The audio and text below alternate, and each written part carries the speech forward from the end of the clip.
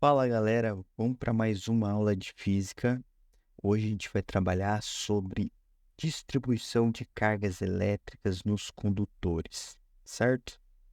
Então olha só, nós temos dois tipos de material, o isolante e o condutor, certo? O isolante, quando ele é eletrizado, as cargas elétricas ficam fixas nesse material isolante, onde não tem movimentação de elétrons, diferente de um material condutor, onde os elétrons são livres, tá? E quando esse material condutor for um material uniforme, ou seja, sua forma é uniforme, um exemplo é igual essa esfera aqui, ela é uniforme, as cargas elétricas vão ocupar toda a superfície desse material, tá? Até entrar no equilíbrio eletrostático. Só que quando nós temos um material que ele não é uniforme, o exemplo aqui da nuvem, percebam que ela está eletrizada positivamente, tá? Com cargas positivas, e na parte maior dessa nuvem, as cargas elétricas estão espaçadas, porém, na área menor dessa nuvem, tem uma maior concentração de cargas elétricas ali.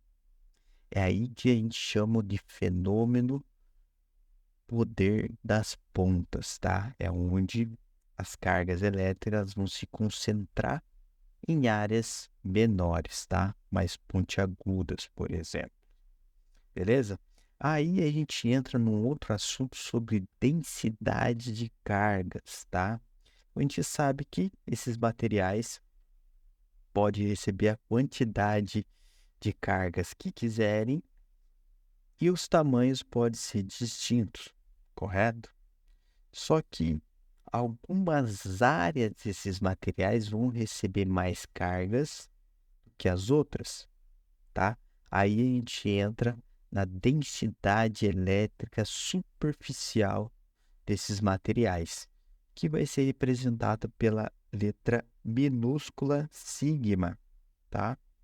E ela é a razão entre a quantidade de carga divididos pela área superficial desse material. Unidade de medida, então, Coulomb por metro quadrado, tá? E quando a gente está falando de um material esférico uniforme, e o exemplo da imagem aqui acima, a densidade elétrica desse material vai ser igual à quantidade de carga dividida pela área da superfície esférica, que é 4π vezes r ao quadrado, beleza? Então, olha só, nesse exemplo aqui de baixo, eu tenho duas esferas, tá? Que estão eletrizadas, né? Com cargas positivas, e elas estão em contato. Ali vai ter movimentações de elétrons, tá? Então, movimentações de cargas, até que essas duas esferas vão entrar no equilíbrio eletrostático. Quando elas entram no equilíbrio eletrostático, o potencial elétrico de cada uma vão ser iguais. Então, o potencial elétrico da esfera 1 vai ser igual ao potencial elétrico da esfera 2, tá? Com isso, a gente consegue determinar o seguinte. Então, o potencial elétrico é o quê? Constante eletrostática vezes a carga Q1, né, da esfera 1, divididos pelo raio da esfera. Então, perceba que a esfera 1 ela é o dobro da esfera 2. Então, vai ser 2 vezes R, igual constante eletrostática vezes a carga Q2 da esfera 2, divididos pelo raio dessa esfera, que é R, tá? Perceba o seguinte, os termos semelhantes aqui eu vou cortar eles. Então, constante eletrostática vaza, raio, um raio também vaza, ficando somente Q1 divididos por 2 igual a Q2.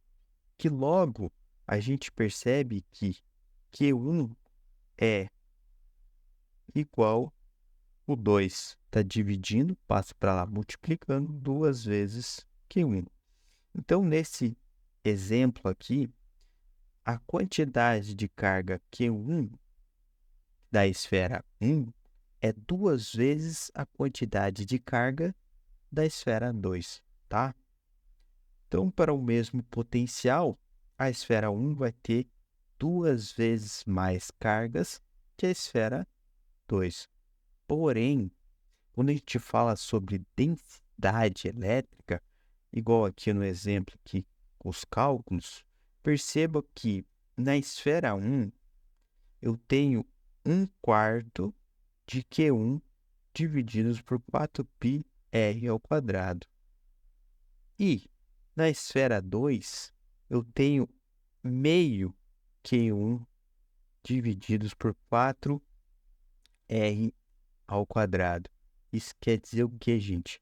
Que a densidade elétrica da esfera 2 é o dobro da esfera 1.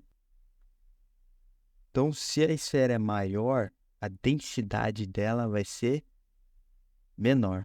Se a esfera for menor, a densidade elétrica dela vai ser maior. Beleza? Pegando agora um outro exemplo aqui, ó. Se a gente for acrescentando cada vez mais esferas condutoras, tá? Porém, com área menor, aqui a gente vai ter o fenômeno que eu falei para vocês no início do vídeo, que é o poder das pontas. Isso quer dizer que quanto menor for a área desse material, maior vai ser o quê? A densidade elétrica, certo? Então, o exemplo é muito mais fácil você tomar choque de uma agulha do que uma maçaneta, por conta do que a área superficial da ponta da agulha ela é menor, então a densidade elétrica nessa região vai ser maior, tá, do que a própria maçaneta. Então, o campo elétrico ali na região da ponta dessa agulha vai ionizar facilmente o ar, e aí que a gente tem a descarga elétrica, beleza? Agora a gente entrando num outro assunto de campo e potencial elétrico no material esférico condutor, a gente tem 3 tipos de situações aqui. A gente tem a situação quando o ponto é externo a essa esfera, ou seja, o campo elétrico e o potencial elétrico eles são constantes. Nós temos também quando o ponto ele é interno a esse material esférico, aí o campo elétrico ali ele é nulo, porém o potencial elétrico ele continua constante. E quando esse ponto agora de referência está na superfície desse material esférico condutor, aí o campo elétrico dele ele é indeterminado, ou seja, não tem uma continuidade desse campo elétrico. E o valor do potencial elétrico ele é constante, tá? Então, quando pontos externos, campo elétrico, potencial elétrico são constantes. O ponto é interno a esse material, campo elétrico é nulo e o potencial elétrico é constante. E quando está na superfície desse material condutor esférico, o campo elétrico ele é indeterminado, porém o potencial elétrico ele continua constante, beleza? E por fim, entramos no último conteúdo dessa parte, que é sobre a blindagem eletrostática, tá? Então, quando a gente tem um material que a superfície dele é eletrizada positivamente, porém dentro desse material ele é oco, tá? E a gente coloca uma carga de prova negativa dentro desse material oco, a superfície carregada, as interações da carga negativa com as cargas positivas dessa superfície desse material, elas não vão se interagir. Ou seja, a força resultante da carga negativa com as cargas positivas vão ser nula. O cara que estudou isso foi o físico inglês Michael Faraday, tá? Ele constatou que quando um material condutor oco, tá? Dentro desse material não vai ter campo elétrico, tá? Assim, afirmando que vai ter uma blindagem eletrostática. Um exemplo disso no nosso cotidiano é, por exemplo, os aviões.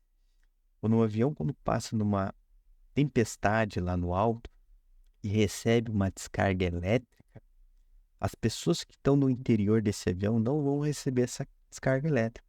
Por conta do quê? No interior desse avião não vai ter campo elétrico, não vai ter cargas que vão interagir com as cargas que estão na superfície desse avião, por exemplo.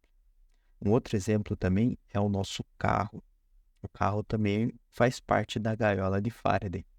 Então, quando esse carro sofre um acidente ou até mesmo uma descarga elétrica de um raio, por exemplo, tá? As pessoas que estão no interior desse veículo não vão sofrer danos, tá?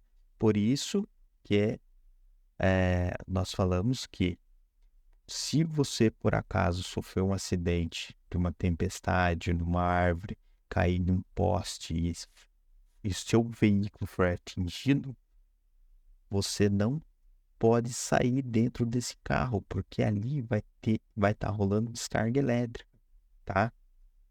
O seu carro está te blindando dessa descarga elétrica.